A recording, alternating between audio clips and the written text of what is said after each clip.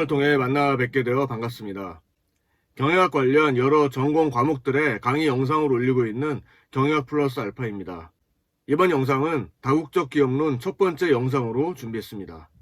다국적 기업론은 경영학의 여러 전공 분야 중의 하나인 국제경영학의 강론에 해당하는 과목이 되겠습니다. 따라서 기본적으로는 다국적 기업론 학습자들을 위한 영상이 되겠지만 국제경영학을 공부하는 분들을 위해서도 도움이 될 수 있도록 시리즈 영상으로 준비할 예정입니다. 다만 국제경영의 강론으로서 심화 과목의 특성상 다국적 기업론 시리즈 영상에서는 국제경영 과목에서 다룬 내용들은 최대한 짧게 언급하거나 배제할 예정입니다. 향후에 국제경영에 관한 개론 영상은 따로 준비해서 제공하도록 하겠습니다. 경영학 관련 영상 강의를 계속 받아보실 분은 지금 구독해 주시면 감사하겠습니다.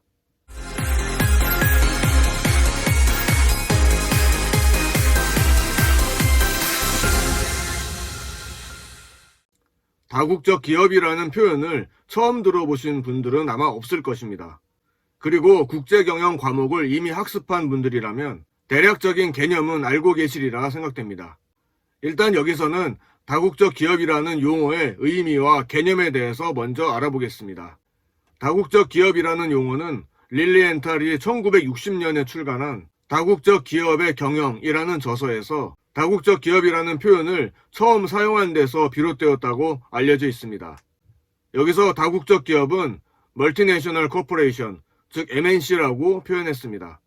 물론 그 전에 다국적 기업의 개념은 1959년 맥키니사의 클리와 DCPO가 세계 기업의 창조라는 논문에서 세계 기업, 월드 엔터프라이즈라는 표현을 사용하면서 처음 도입되었습니다.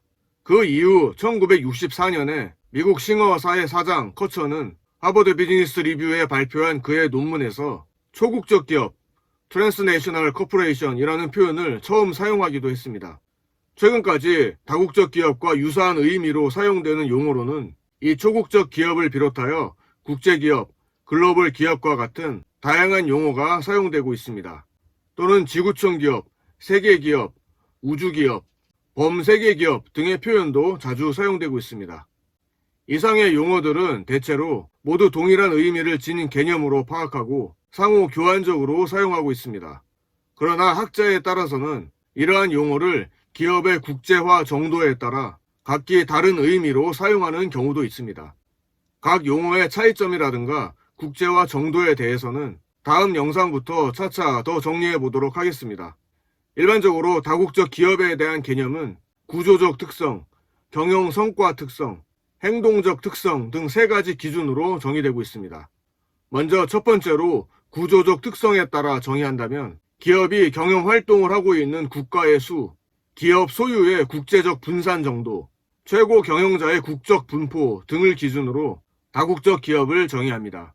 두 번째로 경영 성과 특성을 기준으로 다국적 기업을 정의하는 경우에는 절대적 기준과 상대적 기준의 두 가지 방법으로 정의하고 있습니다. 절대적 기준에서는 다국적 기업은 투입 자원의 일정량 이상을 국제적인 사업 활동에 배정하는 기업을 말합니다.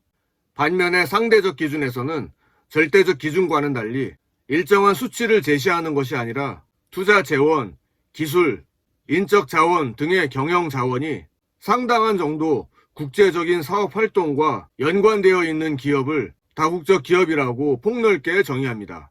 상대적 기준이기 때문에 수치를 이용한 비율로 파악하는 경우가 많은데 이때 사용하는 성과 지표는 총 자산 대비 해외 자산의 비율, 총 매출 대비 해외 매출의 비율, 총 수익 대비 해외 수익의 비율 등이 있겠습니다. 마지막으로 행동적 특성에서는 경영의 관점이나 사고가 세계적인가의 여부를 통해 다국적 기업을 정의하고 있습니다. 이 세 가지를 바탕으로 다국적 기업의 특징을 요약해 보겠습니다. 첫째, 다국적 기업은 적어도 2개국 이상에서 사업 활동을 하고 자회사는 모회사에 의해 계획, 통제되어지는 기업이라고 할 수 있습니다. 둘째, 다국적 기업의 총 자산, 판매액, 이익, 종업원의 상당한 비율이 해외 기업 경영에서 이루어지는 글로벌 지향성이 있어야 합니다. 셋째로 객관적 기준들과 관련하여 기업의 시장과 이익을 추구함에 있어서 경영층의 사고와 활동이 글로벌적 관점과 시야를 가져야 합니다.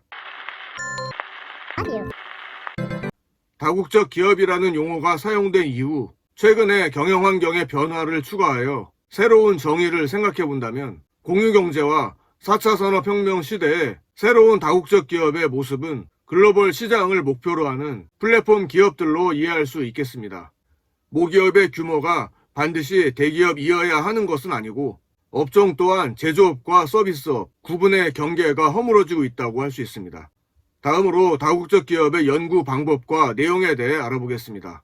다국적 기업은 국경을 초월하여 수개국에서 다양한 경제적, 정치적, 법률적, 사회 문화적 환경 하에서 기업 활동을 하고 있습니다.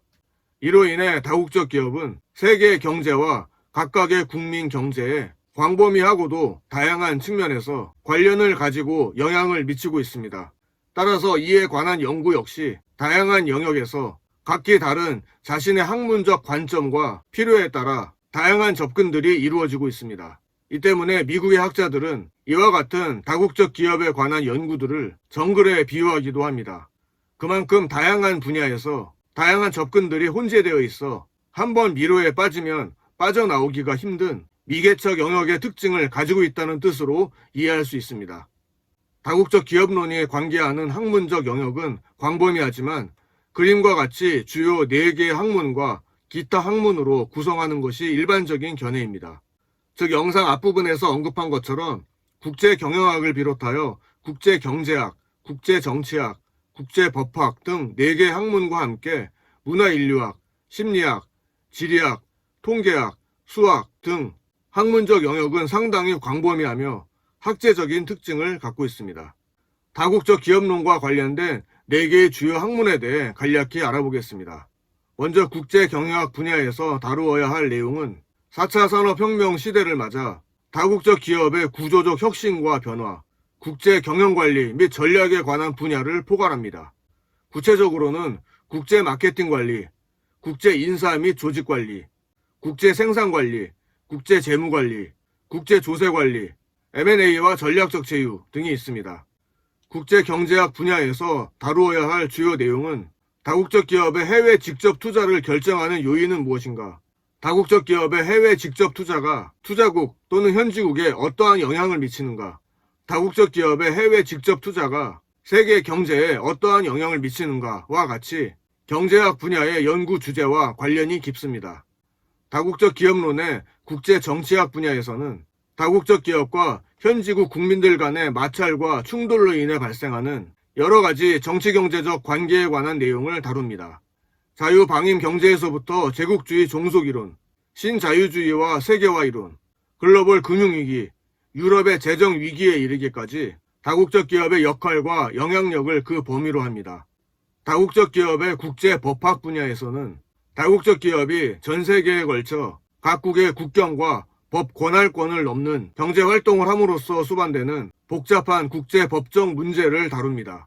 구체적으로는 현지 국내법상 외국인의 지위와 보호, 외국인의 특정 경제활동의 제한과 장려, 외국인의 소유 내지 통제 하에 있는 법인의 취급 문제, 자국 또는 외국 법원과 국가 주권과의 관계로서 재판 관할, 독점금지법과 공업소유권, 조세법의 대외적 효력 등 경제관계 법령들을 다루게 됩니다.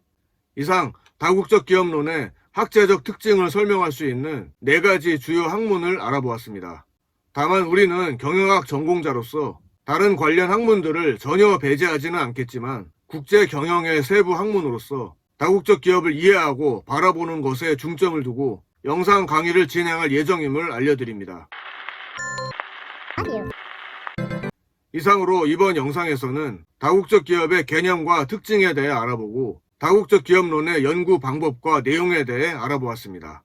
다음 영상도 계속해서 다국적 기업론에 관한 내용으로 이어가도록 하겠습니다. 계속해서 경영학 관련 강의 영상을 받아보실 분은 구독해 주시면 감사하겠습니다.